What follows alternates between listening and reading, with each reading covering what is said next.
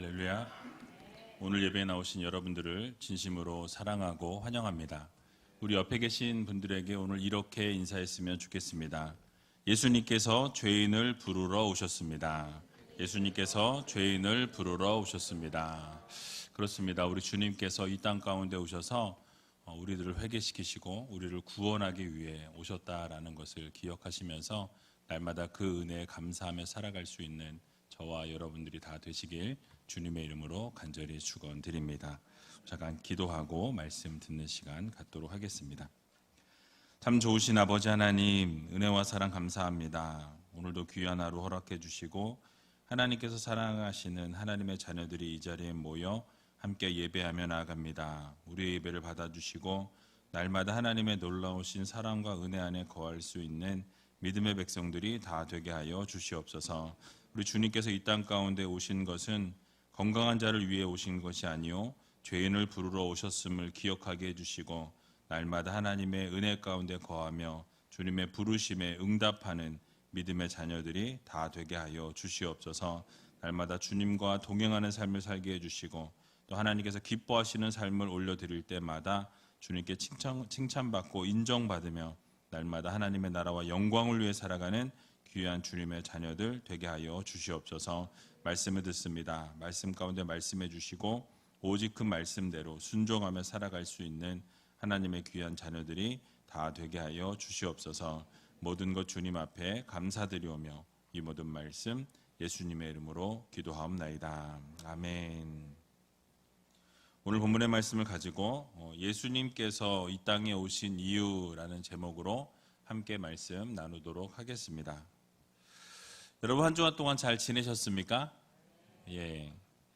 시간이 얼마나 빨리 지나가는지 2020년도 어제 이렇게 달력을 봤더니 6주밖에 안 남았습니다. 시간이 정말 빨리 흘러가죠. 내일부터 금요일까지 특별 저녁 집회가 있습니다. 5일 동안의 집회가 열리는데요. 많이 오셔서 말씀으로 회복하시고 또 응답과 기적의 역사를 맛보는 그런 귀한 시간들이 다 되셨으면 좋겠습니다. 저도 무척 기대가 됩니다. 전반기와 하반기에 이렇게 두 번씩 일주일을 진행하기로 하고 올해부터 시작을 했는데 아시는 것처럼 전반기에는 코로나 때문에 불발이 되었어요. 열지 못했습니다. 지금도 막 간당간당합니다. 뭐 계속 확진자가 늘어나고 있어서 해야 되나 말아야 되나 뭐 그런 생각들 하고 있지만 이번에 또 강사님들과 또 약속을 하고 꼭 오셔서 말씀 전해달라고 기도해달라고 부탁을 드렸고 또 하나님께서 지켜주시리라 믿고 여러분 첫 저녁 특별 집회를 진행하는데 여러분 올해를 마무리하면서 뜨거운 성령의 불을 받고 또 하나님의 놀라우신 은혜와 사랑을 누리는 그런 귀한 시간들을 갖는 우이제일교회 성도님들이 되시기 바랍니다. 1500년대 초에 이태리 플로렌스에서 도나텔리라고 하는 유명한 조각가가 있었습니다. 그가 대리석으로 아름다운 이 조각품을 만들어 보겠다고 아주 특별한 이 대리석을 주문을 했어요. 굉장히 비싼 이 대리석을 주문을 해서 가지고 들여왔는데 막상 그곳으로 조각을 하려고 보니까 그의 마음에 들질 않았습니다. 그래서 그 비싼 대리석을 쓰지 못하겠다라고 생각하고 다 버리게 되었습니다. 그런데 그것을 바라보았던 어떤 사람이 이렇게 좋은 것을 왜 버리냐고 하면서 그것을 가지고 가서 깎고 또 다듬고 해서 그로부터 2년 후인 1504년 1월 25일 날 다비드 상이 만들어졌습니다. 이 조각을 만든 사람은 여러분들이 잘 아시는 미켈란젤로라는 사람이에요. 그냥 봐서는 잘 알 수 없고 보이지 않지만 그 원석 안에 담겨 있는 대단한 의미를 볼 줄 아는 사람만이 좋은 작품을 만들어낼 수 있다라는 일화를 보여주는 것입니다. 이처럼 세상의 눈에는 볼품이 없고 보잘것 없고 가치가 없는 것처럼 보이지만 우리 주님께서 눈에 들어온, 주님의 눈에 들어온 한 인물이 오늘 본문에 소개되고 있죠. 그냥 볼 때는 아무것도 아닌 것 같고 별것 아닌 것 같아서 사람들이 그냥 지나칠 수 있는 사람이었지만, 우리 주님께서는 겉을 보시는 분이 아니고 중심을 보시는 주님이셨습니다. 그래서 그의 택함을 받은 사람이 바로 오늘 본문에 나오는 레위라고 이야기하죠.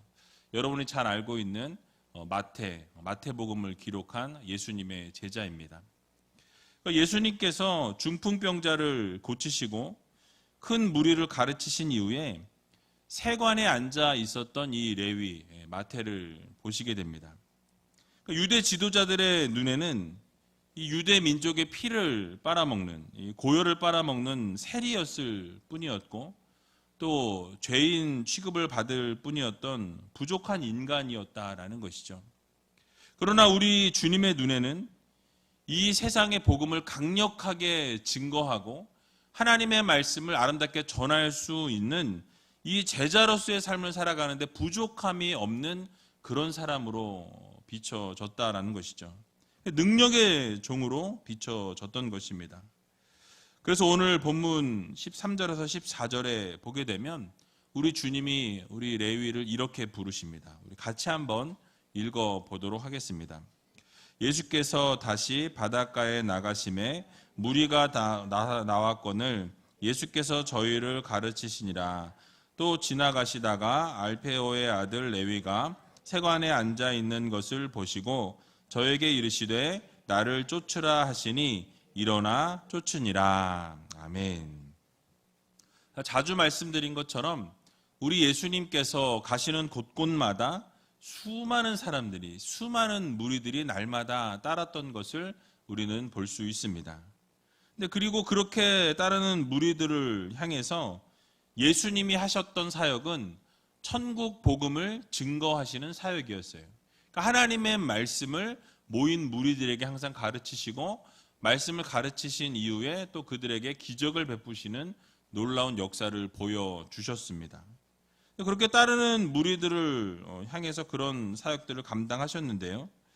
이렇게 예수님께서 세관에 앉아 있는 레위를 보시고 그리고 그에게 주님을 따르라라고 명령하시죠.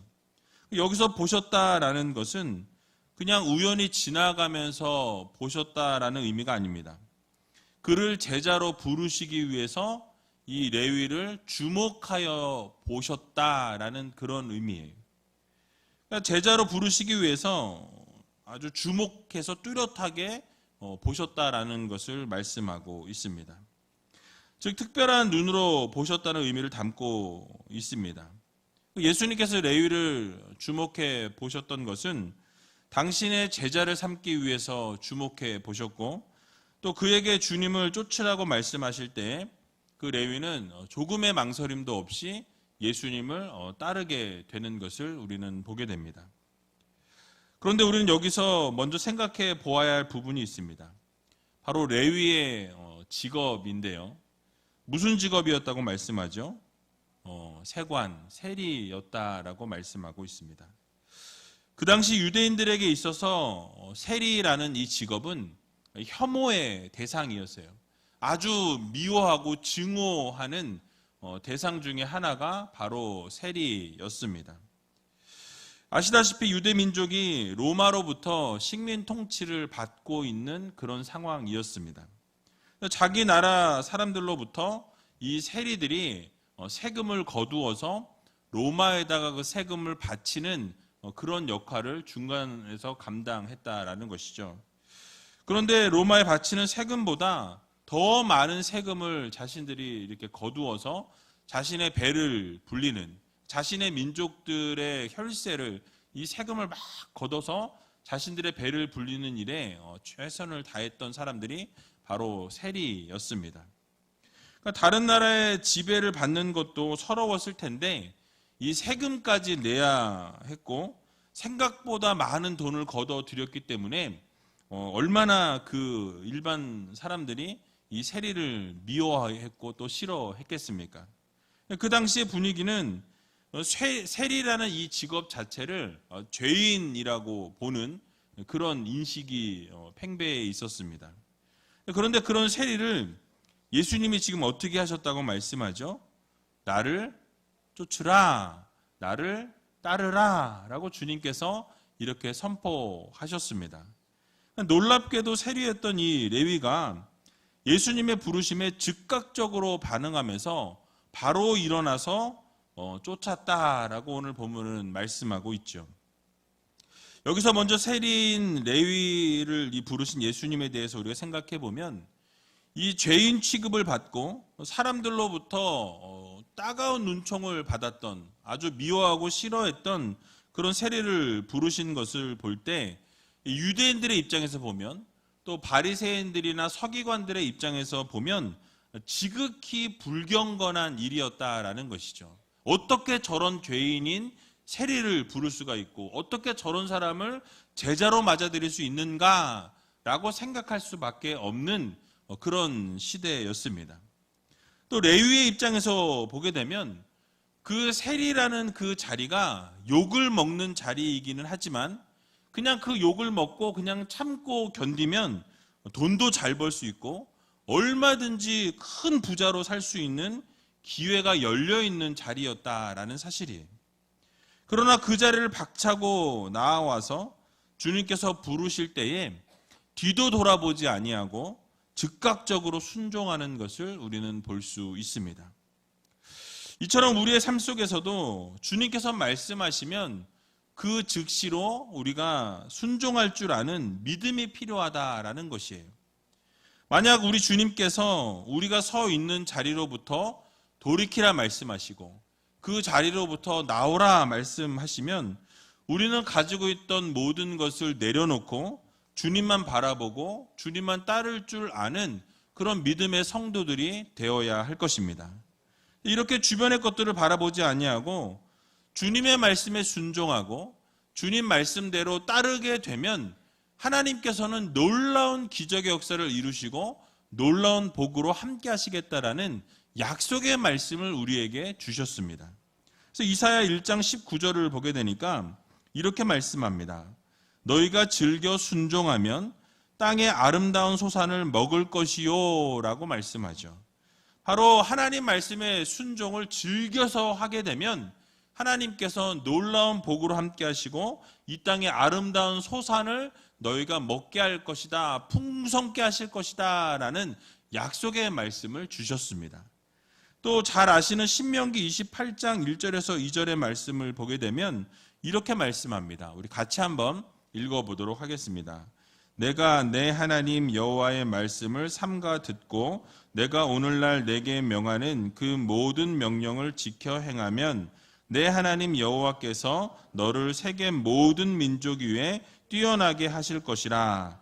내가 내 하나님 여호와의 말씀을 순종하면 이 모든 복이 내게 임하며 내게 미치리니. 아멘. 여러분, 무엇이라고 말씀합니까? 내가 하나님 말씀에 순종하면 그 모든 복이 내게 임하겠다라고 말씀하고 그 3절부터 14절까지의 말씀을 쭉 읽어보면 여러분 잘 아시는 것처럼 들어와도 복을 받고 나가도 복을 받고 머리가 되게 하시고 많은 그 성경 구절에 여러분들이 좋아하시는 말씀들이 나열되어 있습니다. 그 수많은 복을 허락해 주신다라는 그 전제 조건이 무엇입니까? 바로 하나님 말씀에 순종하면 조건절이에요. 하나님 말씀에 순종하게 될 때에 이 수많은 복을 너희에게 부어주겠다, 너희에게 약속해주겠다, 어느 상황 가운데 있든지 복을 부어주겠다라는 하나님의 약속이 있는 것입니다. 우리가 하나님 말씀에 순종하게 되면 놀라운 복으로 함께 하신다라는 이 사실을 여러분들 모두 믿으시기 바랍니다. 그러므로 우리 모두는 이 레위와 같이 자신이 가진 것에 집중할 것이 아니라 바로 주님의 말씀에 집중하고 주님의 말씀에 순종할 줄 아는 그런 믿음의 성도들이 되어야 할 것입니다. 자리에 연연하지 아니하고 하나님의 말씀이 떨어질 때 그 즉시로 순종하게 되니까 놀라운 기적 역사를 맛보게 되고 결국 하나님의 백성으로 하나님의 자녀로 서게 된다라는 이 사실을 여러분 모두 믿으시고 하나님의 말씀에 절대적인 순종을 이루며 살아갈 수 있는 저와 여러분들이 다 되시길 주님의 이름으로 간절히 축원합니다. 또 여기서 우리는 주님께서 이 땅에 오신 이유를 한 가지 발견할 수 있는데요. 바로 주님께서 이 땅에 오신 것은 우리를 부르시기 위해서 이 땅에 오셨다라는 것을 우리는 발견하게 됩니다. 그러니까 주님께서 이 세리인 마태를 부르시고 레위를 부르시고 부르신 것에도 멈추지 않으시고 여러분이 아시는 것처럼 제자 삼아 주셨습니다. 제자들을 가르치시고 함께 생활하시면서 놀라운 하나님의 종들로 세우시는 것을 우리는 보게 되죠. 부족하고 연약하고 세상에서 인정받지 못했던 그런 제자들을 부르셨지만 결국은 하나님의 놀라우신 능력과 은혜로 어떻게 됩니까? 이 전 세계에 하나님의 복음을 증거하고 전파하는 놀라운 역사를 이루게 하시는 것을 우리는 보게 됩니다. 예수님의 12제자들을 보게 되면 이 대단한 직업을 가진 사람이 없었어요. 위대한 사람들을 부르신 것이 아니었습니다. 어부로 살았던 사람을 부르셨고 세리였던 자를 부르셨고 직업이 불분명했던 사람들을 부르셨다라는 거예요. 그러나 예수님께서 이 땅 가운데 오셔서 그들을 부르시고 제자 삼으시고 그들을 결국 보내셔서 놀라운 기적의 역사를 이루셨고 오늘에 이르게 되는 것을 우리는 볼 수 있습니다. 그러면서 예수님께서 승천하시면서 그 제자들에게 대사명을 주셨어요. 마태복음 28장 19절에서 20절에 나와 있는데요.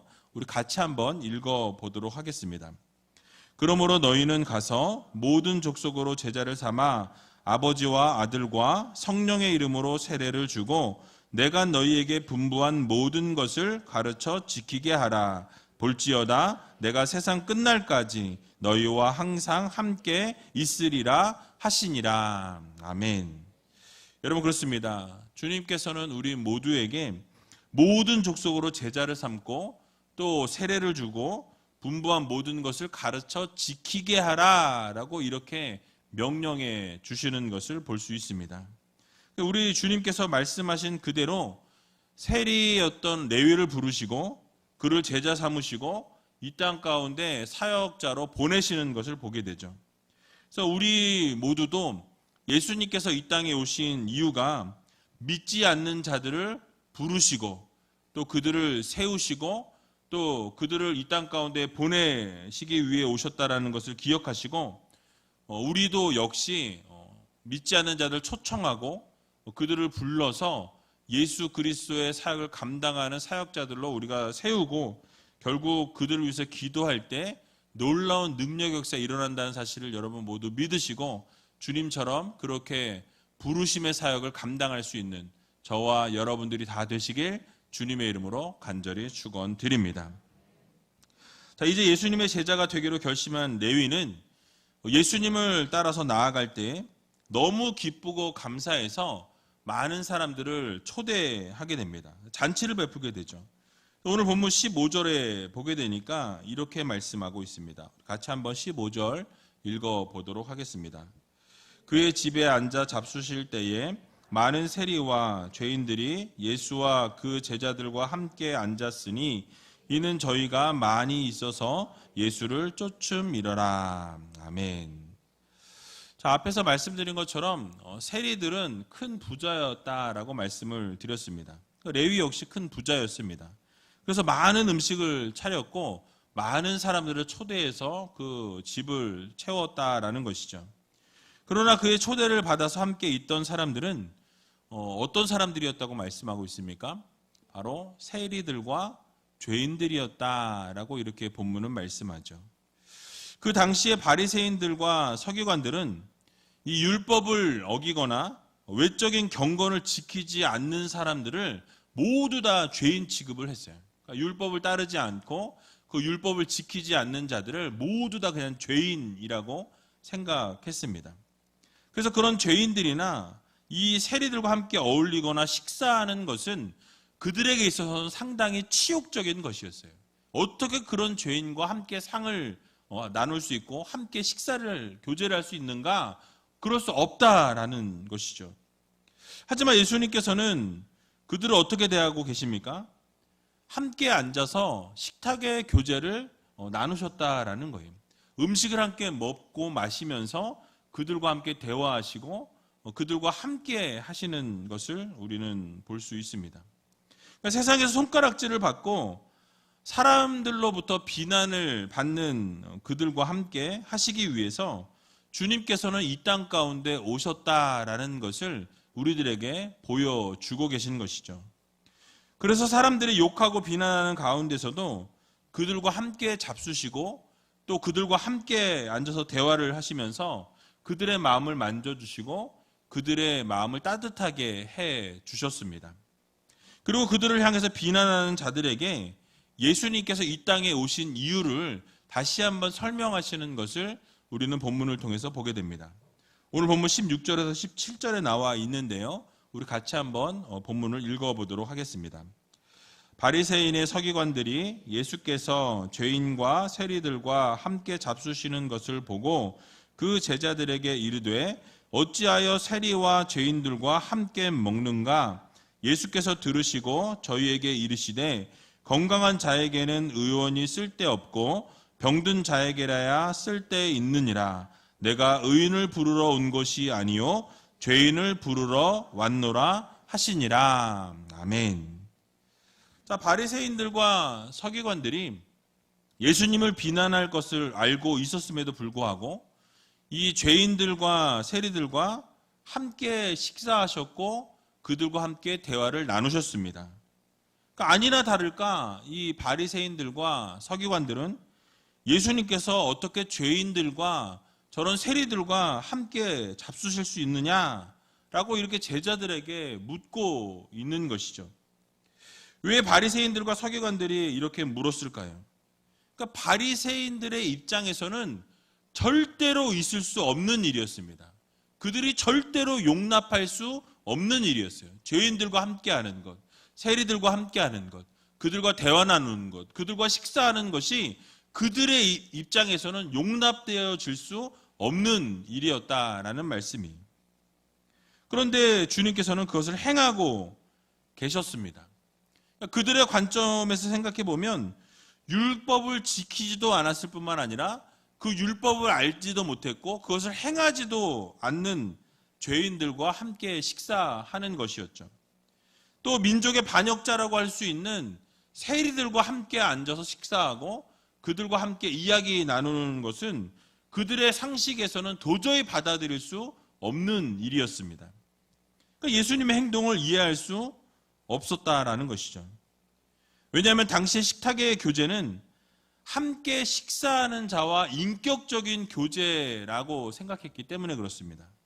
더욱이 바리새인들은 율법을 알지 못했고 지키지 않는 자들과 함께 하는 것은 바로 저주받은 자들과 함께하는 것과 동일하다라고 생각하는 거예요.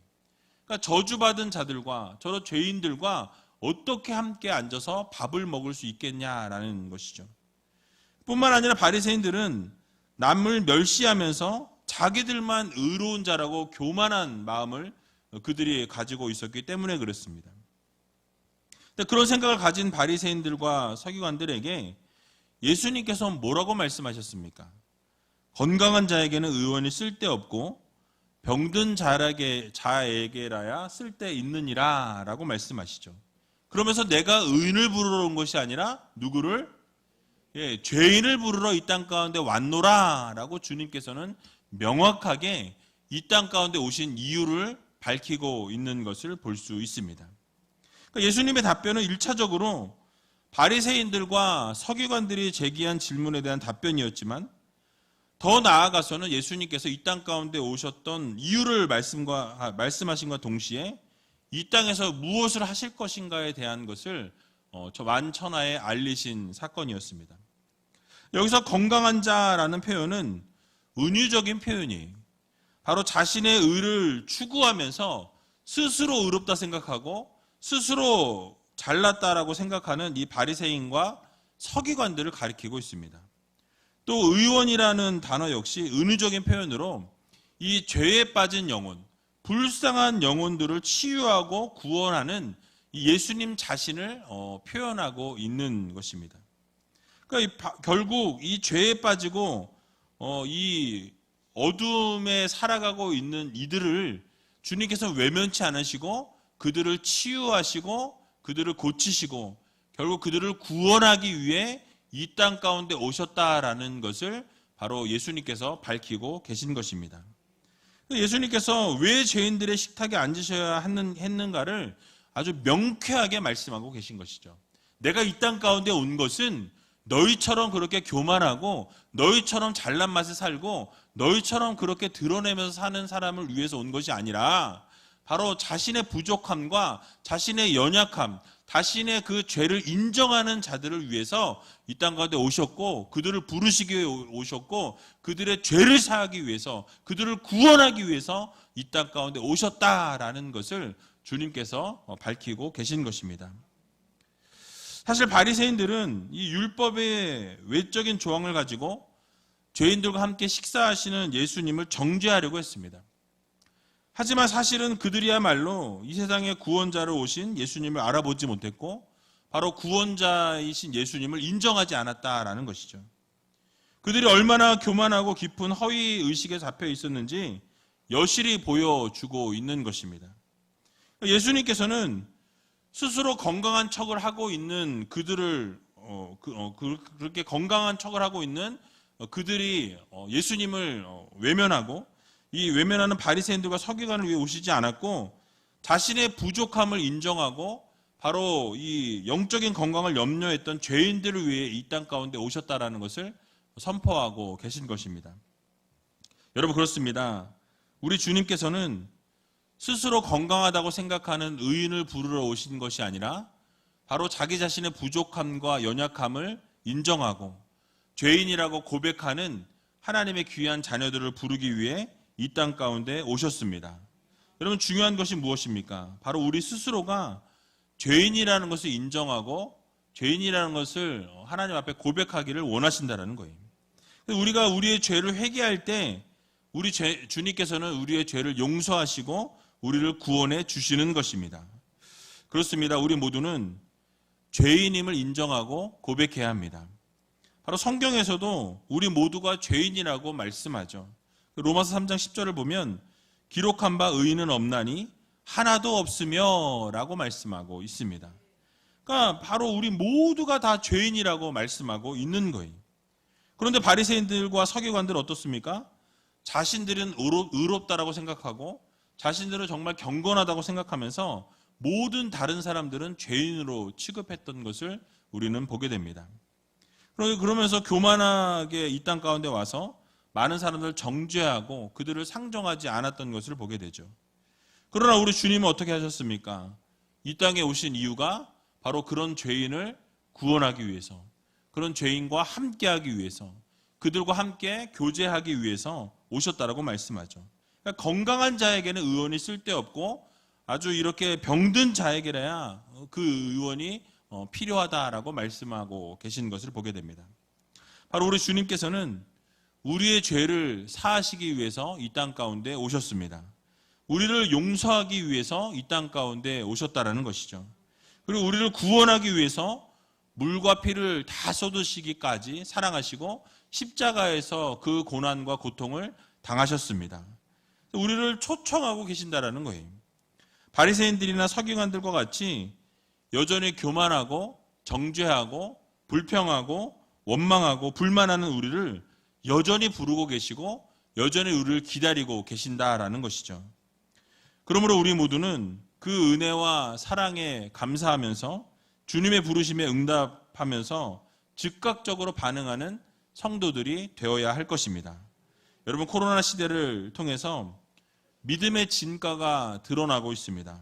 하나님께서는 우리가 알곡으로 서기를 원하시고 기뻐하신다는 사실이에요. 어렵고 힘든 때입니다. 어렵고 힘든 이때에 우리는 더 하나님을 바라보고 우리를 부르고 계신 예수 그리스도를 향해 한 걸음 한 걸음 걸어 나아가는 믿음의 성도들이 되어야 할 것입니다. 그러므로 우리 모두가 주님의 사랑을 의지하고 더 주님의 은혜를 바라보면서 이 어려운 시기를 이겨내고 정말 하나님의 부르심과 예수 그리스도께서 이 땅 가운데 왜 오셨는지를 다시 한번 깊이 묵상하고 날마다 그 주님의 부르심에 그 초청에 응답하는 저와 여러분들이 다 되시길 주님의 이름으로 간절히 축원드립니다. 우리 이 시간 같이 찬양하기 원하는데요. 이 원하고 바라고 기도합니다 라는 이 찬양 같이 하면서 정말 주님의 꿈이 우리의 비전이 되고 예수님의 성품이 우리의 인격이 되고 성령님의 권능이 우리의 능력이 되는 삶을 살아가는 믿음의 백성들, 믿음의 자녀들이 되게 해달라고 함께 찬양하고 기도하는 시간 갖도록 하겠습니다.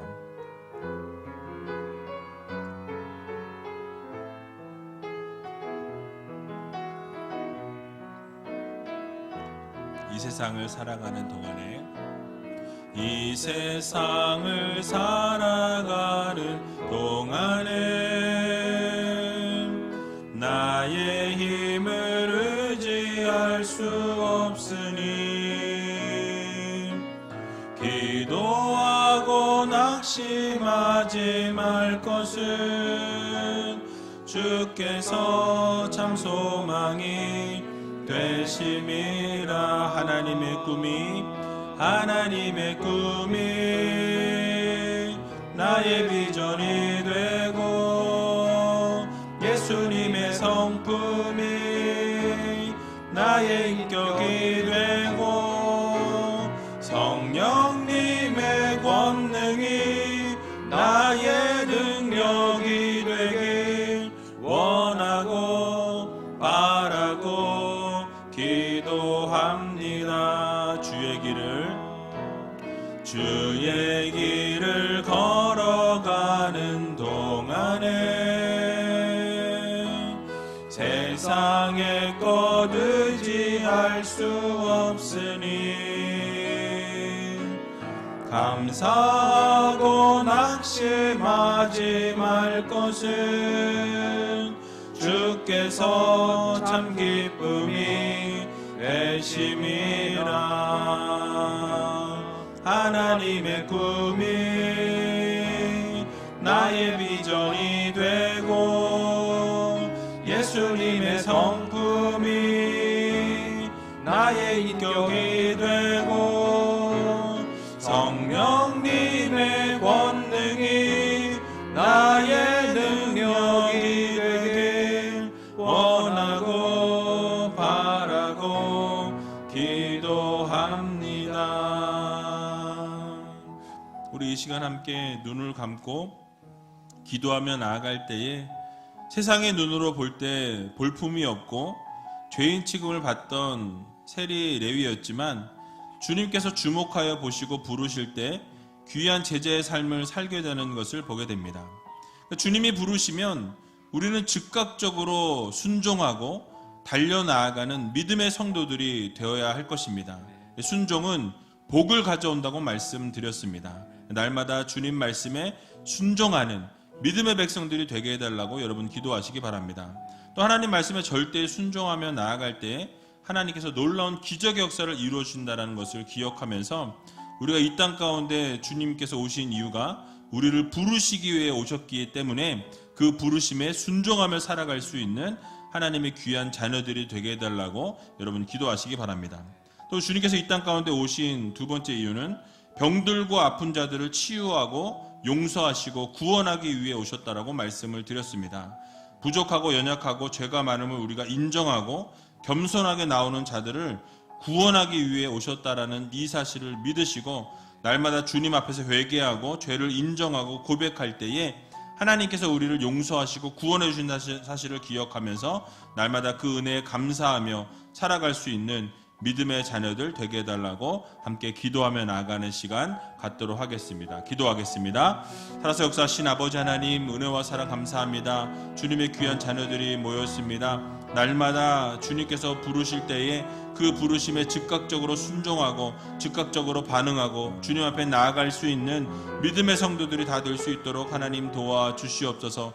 세상의 눈으로 바라볼 때 볼품이 없고 아무런 아버지 하나님 나타낼 것이 없음에도 불구하고 아버지 그 레위를 부르시고 결국 그 레위를 통해 하나님 놀라운 복음의 역사가 일어나게 하셨던 것처럼 우리의 삶 가운데도 주님 부르실 때에 즉각적으로 순종하고 달려나가게 해주시고 또 그렇게 순종함으로 말미암아 복을 아버지 하나님 받을 수 있는 믿음의 성도들이 다 되게 하여 주시옵소서. 주님께서 이 땅 가운데 오신 이유는 부르시기 위해 오셨다는 사실을 기억하게 해주시고 날마다 그 부르심 가운데 아버지 순종하며 나아갈 수 있는 믿음의 성도들이 다 될 수 있도록 하나님께서 도와주시고 함께하여 주시옵소서. 또 주님께서 이 땅 가운데 오신 이유는 병들고 아픈 자들을 위해 치유와 용서와 구원하기 위해 오셨다는 사실을 기억하며 아버지 하나님 우리가 부족하고 연약하고 죄가 많음을 인정하고 겸손하게 주님 앞에 나아가 아버지 하나님 그 구원받고 용서받고 아버지 회개하고 돌이킬 때에 하나님의 놀라우신 은혜와 사랑 안에 거할 수 있는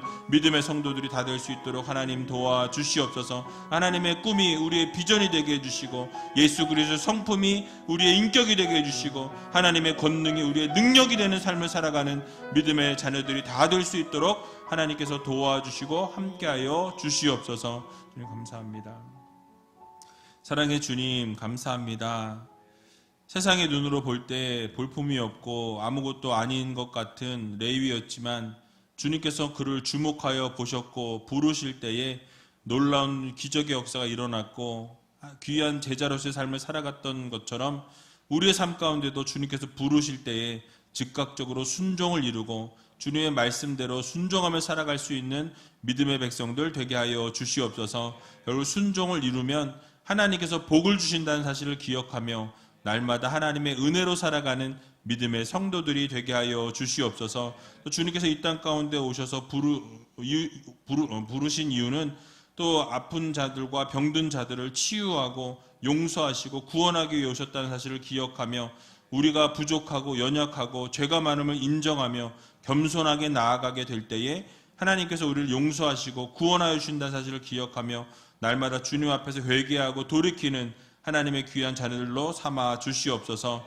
그래서 하나님의 구원의 은혜를 날마다 누리며 살아갈 수 있는 믿음의 백성들 되게 해주시고 정말 하나님의 꿈이 우리의 비전이 되게 해주시고 예수 그리스도의 성품이 우리의 인격이 되게 해주시며 성령의 권능이 우리의 능력이 되는 삶을 살아가는 하나님의 귀한 자녀들 되게 하여 주시옵소서. 모든 것 주님 앞에 감사드리오며 이 모든 말씀 예수님의 이름으로 기도하옵나이다. 아멘.